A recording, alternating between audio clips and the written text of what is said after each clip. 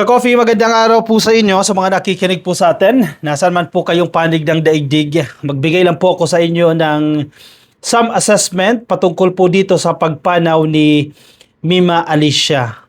Unfortunately, may mga nag-aaway-away na, medyo malungkot po ito para sa side ng administrasyon dahil may mga content creator na kakampi natin sa administrasyon nakikipag-away sa kapwa natin kakampi dahil po sa pagkakaiba po ng perception patungkol dito sa pagkamatay ni Mima Alicia. Yung ibang content creator, pinaniniwalaan nila na ito po ay politically motivated. Ibig sabihin po, ibinibintang nila sa kabilang side or ibinibintang nila or ang dahilan daw po ng pagpanaw ni Mima Alicia dahil po sa kanyang mga maaanghang na content, sa kanya pong mga political content, sa kanya mga vlog na bumibirada sa kabilang grupo. Unfortunately, hindi ako naniniwala na yan po ay dahilan. May nagsabi din po sa atin, based sa initial investigation, hindi po ito politically motivated. Again, initial investigation po ito without finality. Hindi pa po tapos dahil ongoing pa po yung investigation. Pero lumalabas po, ito po ay hindi politically motivated. Ibig sabihin po ng politically motivated dahil po sa politika. May iba pong anggulo na tinitingnan. Siyempre, nasa initial investigation pa lang po tayo pero ako, naniniwala ako hindi po ito politically motivated. So, ang panawagan ko rin sa ating mga kapwa supporters, no, parang hold our horses, no? Parang wag tayong mag-away-away. O wag tayong mag-insist ng ating belief. Ako hindi ko naman ini-insist sa inyo na paniwalaan yung sinasabi ko pero yung sinasabi ko po may batayan. May factual basis ito. Hindi ito gawa-gawa. Wag na tayo mag-fake news, wag na tayo gumawa ng mga content na magpapalawak sa division o sa away-away ng kampo ng administrasyon at kampo ni Sara Duterte. Parang hindi naman tama iyon. Nagagawa tayo ng storya, gagawa tayo ng fake news na or kahit teorya na hindi naman suportado ng mga factual evidence, 'di ba? So, iwasan po natin 'yan. Okay, moving forward. Kasi actually, marami din kasi ang natakot na content creator. Ako, BBM supporter ako, alam niyo 'yan, 'di ba? Ever since kampanya pa lang, 2021 pa lang, sumusuporta na po ako sa administrasyon, that time Uniteam pa. So, maraming natakot. In fact, yung aming mga pamilya, aming mga kamag-anak ay medyo nangamba. Tapos may lumabas pa na listahan daw ng isusunod. Di ba? Bagamat wala po yung pangalan ko roon sa listahan, yung mga kakilala ko, yung mga kaibigan ko, nandoon din po sa listahan na yon. Number one, hindi po verified yung listahan na yan. Therefore, nag-generate yan ng unnecessary fear.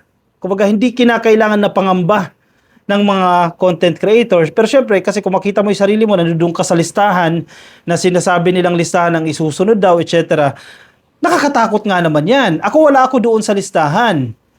Pero may mga kakilala tayo doon na parang kung totoo man yung listahan yan, hindi nila deserve or kahit na sino man, hindi deserve na masama doon sa listahan. Dahil ang pagpapahayag po ng opinion, ang freedom of speech, ang freedom of expression, kung hindi mo po nagustuhan yan, ang pagiging violente ay hindi dapat solusyon. Kundi legal basis, di ba? Or legal remedies, pagsasampa ng kaso sa mga defamatory statement, etc. Sampahan ninyo ng kaso yan, hindi yung tsutsugiin nyo. Diba? Again, wala akong sinasabi na si Mima ay chinugi dahil sa kanyang political belief. Regardless yan, kahit sa side ka man ng administrasyon, sa side ka man ng kabila, or pink ka man, hindi deserve ng kahit na sino man na tsugiin because of his belief, because of his political stand, etc. Even si Harry Roque, napanood ko yung vlog ni Harry Roque, yan din yung kanyang pinupunto, di ba? Dahil pagkitil yan sa demokrasya ng Pilipinas. Hindi ako kumakampi sa side ni Sara Duterte or ng kung sino man. Ang pinupunto ko dito, huwag tayong gumawa ng fake news, huwag tayong gumawa ng mga baseless accusations na ito po politically motivated, etc. Dahil may mga bagay tayo na hindi alam, na alam ng iba. And I think alam ko rin yung iba doon, na kwento rin sa atin, no, ng mga verified nating mga sources. So mahirap pag-conclude nang wala tayong batayan. Anyway, sige, tapos na yan ha.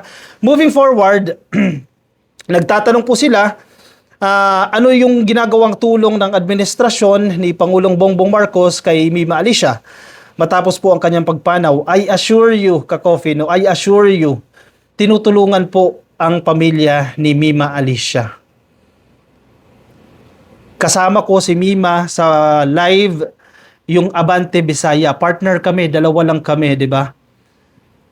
And alam ko yung ibang efforts na ginagawa ngayon para tulungan yung pamilya ni Mima Alicia. I assure you, hindi ko pwede sabihin sa inyo ibang mga detalye, pero hindi po siya pinababayaan. May mga mapapanood kayo ng mga vloggers, sila mismo, they can testify kung ano po yung tulong na ibinibigay sa pamilya ni Mima Alicia. May nabasa rin po akong article, social media post kahapon na medyo nagkakainitan yung mga content creator, kesyo daw bakit parang sinisisi si PBBM, kesyo hindi raw po ito gumagalaw dito sa investigasyon ni Sara Duterte, investigasyon ng pagkamatay ni Mima Alicia. Hindi po totoo yan. In fact, yung pagbuo pa lang ng Special Task Force ng PNP and even yung NBI, kumilos na agad sila para mapabilis po itong investigasyon na yan, na hindi usually nangyayari sa mga ordinary or sa mga typical na krimen na bubuo ng Special Task Force. Ibig sabihin po, may pinakilos. Not necessarily na si Presidente mismo yung magbibigay siya ng speech, pupunta siya doon sa police station na naganap yan, etc. Hindi natin pwedeng expect na ang presidente ay ganun ang gagawin. Maganda kung gagawin niya, na siya mismo ipapakita, pero sa dami ng ginagawa po ng ating presidente, hindi ko sa sinasabing hindi ito priority, no? Pero ginawa niya rin po yung kanyang tungkulin. Ginawa niya rin po yung kanyang trabaho. Definitely, napakadali pong mag-utos. Diba? O sige, gawa kayo ng ganyan, special task force para mapabilis yung investigasyon, malaman agad natin, mapanagot yung dapat mapanagot. Ginawa po yan. Diba? Yung proof nga dyan, yung pagbuo ng Special Task Force. Kanina may nabasa akong balita, no, na na-identify na raw nga po itong mga allegedly gunmen. And then, ongoing po yung kanilang operasyon. So, mabilis po yan. Kung ikukumpara natin sa typical na kaso. Financially or logistically, kasi ang balita bago ilipat si Mima Alicia sa Samar, dahil isa po siyang waray, ibuburol daw po ito dito muna sa Maynila. At tinutulungan po sila ng side ng administrasyon. So, don't worry, sinusuportahan po siya, hindi po siya pinapabayaan. May mga arguments tayo na nakikita sa social media na parang wala naman daw obligasyon ang ating presidente na gawin ito kay Mima Alicia dahil hindi naman siya pinilit na mag-content, kundi ito ay lahat ay voluntary. May punto din naman siya. Wala naman pilitan dito. 'Di ba, kung ayaw mo mag-content sa presidente, you can always, anytime, no, do so. Ayaw mo, sige, stop ka sa content mo. Wala itong pilitan. Ito po voluntary. And you know the risk. Alam niyo yung risk kung bakit nyo ginagawa yan. Kaya, bagamat masakit yung ibang, for sure nabasa nyo na yan, mga content creator na nakikinig sa akin, no? Nabasa nyo na yan, yung palitan kahapon sa social media. Basta may post ng isa nating kasama, no, na medyo nang real talk doon sa mga nagde-demand ng parang nagde-demand sila ng pananagutan sa ating presidente sa pagkamatay ni Mima Alicia. Alam nyo yan, nabasa nyo yan, di ba? Masakit man pakinggan yung punto na yon, pero may katotohanan din po. Ang ginagawa natin, lagi tayo ang chief, tayo lagi ang hepe, para tayong barko, tayo ang nagpapaandar ng ating mga barko.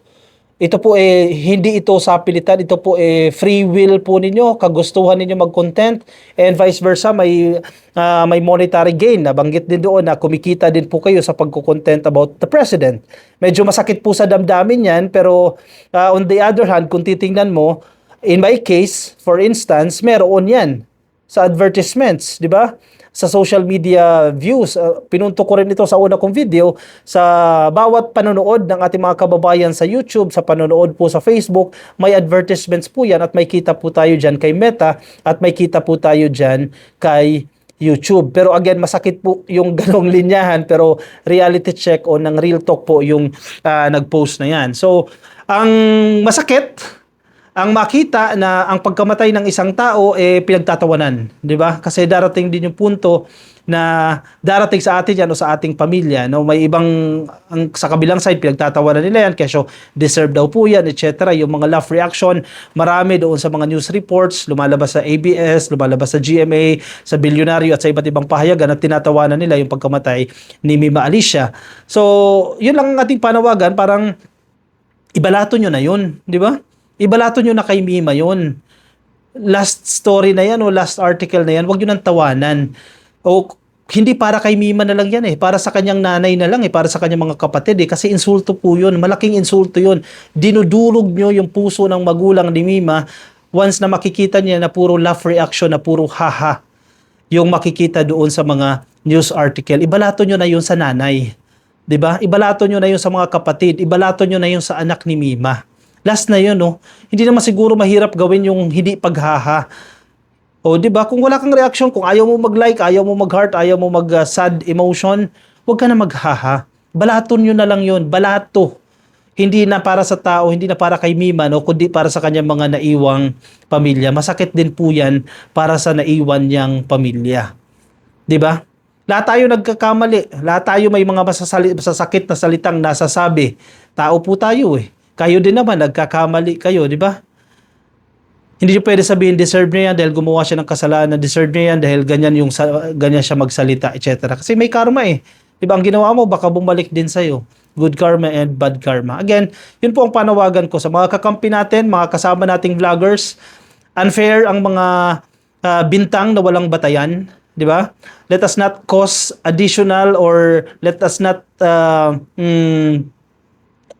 tawag yan, widen the division between the Sara camp and the BBM camp dahil po sa mga ganitong instances. Again, lumalabas po sa initial investigation, most likely hindi po ito politically motivated or sa madaling sabi, not because of her content, kaya po siya napaslang. Anong take ninyo dyan? I will respect your opinion. Sa mga vloggers, I will respect your content, your stand, etc. But para pare-parehas tayo, wag tayo magpakalat ng fake news. Di ba? I-komento po ang inyong opinion, ang inyong mga reaksyon, ang gusto nyo po sabihin, ilagay nyo dyan sa comment section para nababasa rin po ng iba nating mga ka-coffee. Nasa Facebook, please like and follow. Yung mga nasa YouTube, baka di pa po kayo nakasubscribe. At yung mga nasa TikTok, baka di pa rin po kayo nakasubscribe. Ilagay dyan sa ating comment section or subscribe, follow. I'll see you in my next video. Paalam po.